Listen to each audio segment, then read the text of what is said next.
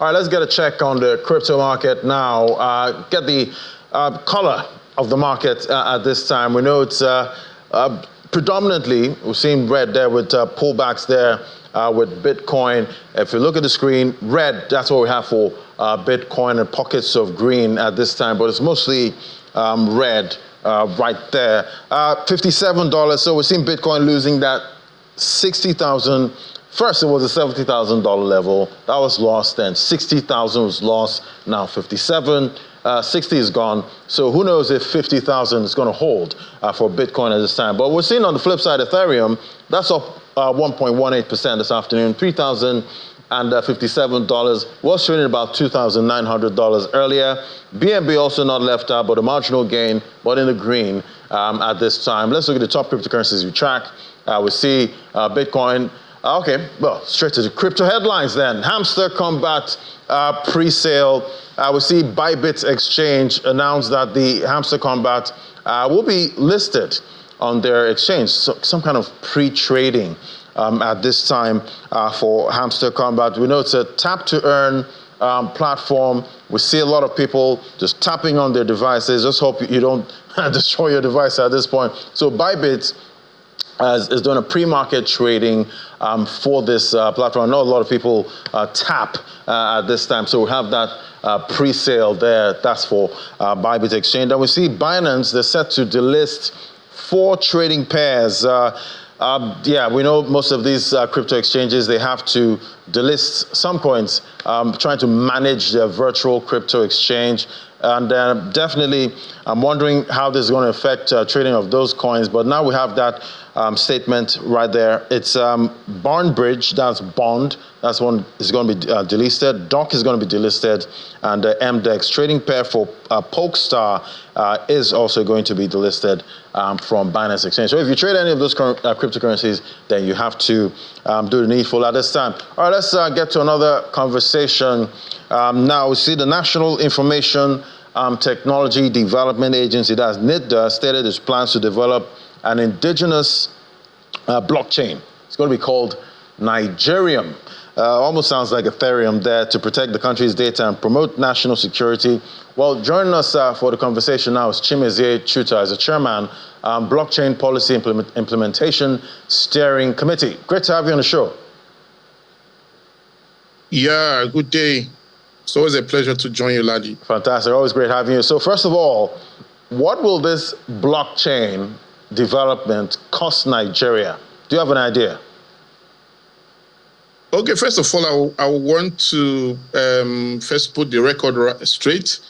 The team from the University of Hampshire had a vision to DG NIDA and made a presentation to them on what they think and what they consider as a pathway for Nigerian blockchain implementation of the roadmap that has already been drawn out.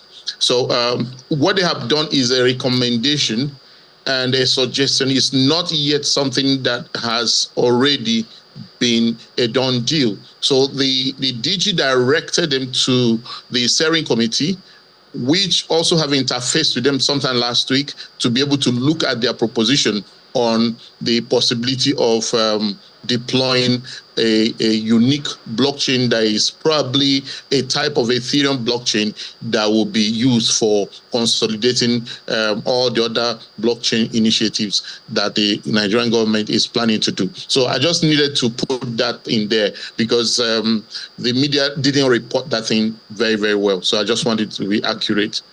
All right, that helps. Thank you for that. Definitely, that helps. But my question again, how much is it going to cost us?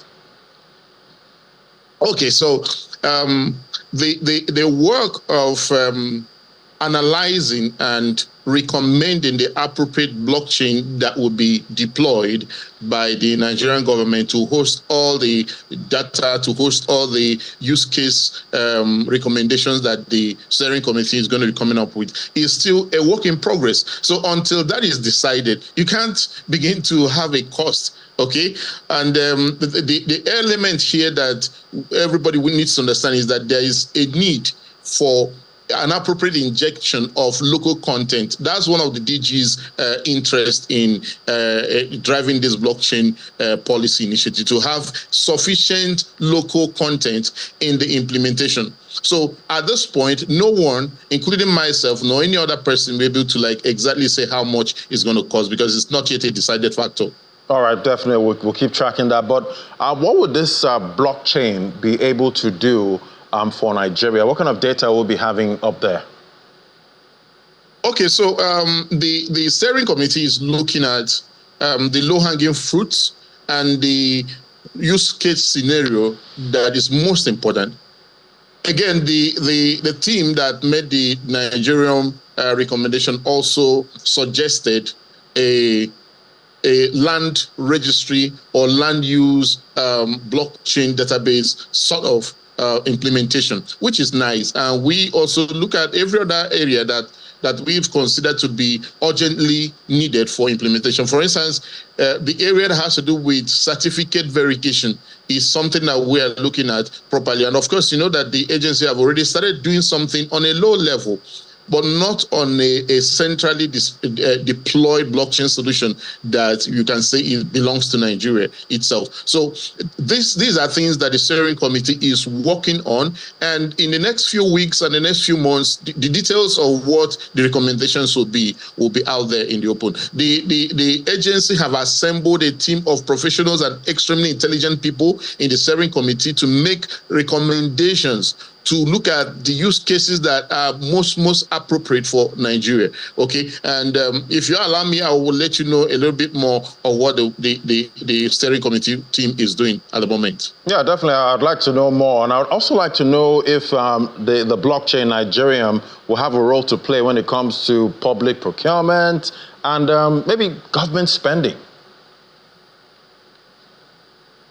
Well, external laws are there for us to also try to adhere to. So, for instance, we are looking at the recent incident that has to do with taxing of crypto transaction. I know you didn't ask me that, but you know that when the time is right and the regulatory instruments and the needed frameworks are put in place and definitions are all cleared, then you can begin to expect taxation and all those things to come in effectively. But for now, most of what we are doing is still a work in progress. So there's no definitive end to any of these things. So it will be too wrong for someone to begin to make those kind of speculation to mislead the public. Right, and definitely I know most of these other blockchains that we already have, like Ethereum, Solana, we know that some dApps can be deployed on most of these blockchains. Do you think that will be possible with the Nigerium? Now you have to understand that when it comes to government institutions, there's no government anywhere in the world that want to put all their data out in the open for everybody to have access to. You cannot compare a blockchain that will be deployed by a government entity or government agency to be at the same level with the public blockchains like Solana, Ethereum, and all those kinds of public blockchain that everybody has the right and privilege to go and participate in. There has to be a ground between the best of the two worlds. That means the best of private blockchain and the best of public blockchain. And you have to consider the integrity of the data that you're putting out there. No government anywhere, no country anywhere will put out its data on a public blockchain. So even if we are running a private and probably public chain, best of two worlds, and you want to build application, it can still be done, but of course in a controlled environment. You need to know who the participants are, and you need to know the kind of data that you're allowing people to have access to. These are typical for blockchains that are deployable for government entities and nations. Yeah, quite interesting, definitely. But yeah, we've seen the deployment of the e-Naira, at this time. How would you describe adoption, of the e-Naira this time? And do you think this would, gain more adoption than what we saw with the e-Naira? Well, I'm extremely optimistic that this one is going to gain a lot of attraction and going to get a lot of public acceptance, because the essence of the steering committee is to bring in private sector and public sector participants to come together and have what you call industry engagement. You have enough stakeholder participation. Unlike what we had in the e-Naira. E-Naira was like a piece of meal that was cooked somewhere. Nobody asked them for what they wanted, and they didn't care to find out what people actually wanted. They just cooked it and dished it and expected people to enjoy it. But in this case, there's going to be a lot of collaboration. I mean, we have about 42 members in the steering committee, and these people cut across industries, both in the private sector and in the public sector. So it is a complete suite of professionals that will be able to make some of these recommendations that will be to the best interest of over 200 million Nigerians. What do you think the new leadership of the CBN, what do you think they can still do with the e-Naira at this time to actually promote adoption? Well, again, the CBN is one of those entities or those organizations that doesn't really think that they need to do a lot of stakeholder engagement.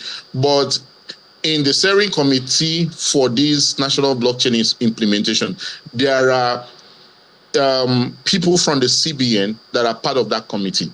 And they are expected to take back to the central bank some of the resolutions and recommendations, which includes the need for public awareness. Okay, people need to understand what these technologies are and what they are expected to do with them and how they can easily be onboarded into them. Okay, and I believe that strongly because these guys are being given the opportunity to interact with the public sector and the private sector, it will make it easier for them to feel the pulse and know exactly what they need to recommend for them to do concerning the e-Naira. Because it is not always good for you to make rules for people and expect them to follow those rules when you didn't have them involved in the process of those rules rule making. And I think it's important that these things are done properly. Why do you think the name Nigerium at this point? Okay, I'm not in the mind of the guys from. Why not Niger? Maybe Niger Lana or something. No. You're funny.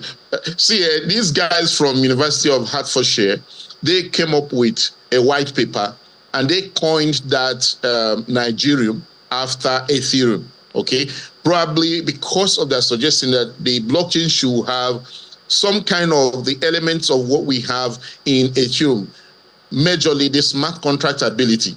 Okay, so probably that is what informed them to form that. It was not formed by NIDA, neither was it formed by the steering committee. All right, the name sounds cool, though. You know, in my personal opinion, Nigerium doesn't sound bad, really. But let's look at, blockchain security so far. We've seen the first half of 2024. We're still seeing, hacks and, issues when it comes to, blockchain and private keys and all of that. In your opinion, do you think we're seeing a kind of downtrend when it comes to, blockchain issues, when it comes to security? Okay, so again, I'll reference to what the guys from the University of Hertfordshire presented to us in their white paper. They made a recommendation for us to have a kind of data embassy, in which case you will have a blockchain solution domiciled, and the data is housed in a friendly nation where the rules and constitution of Nigeria and Data Protection Act of Nigeria can guard against the storing of those of that data in a foreign location. That is their idea, okay? Because we deal with a lot of data in blockchain technology.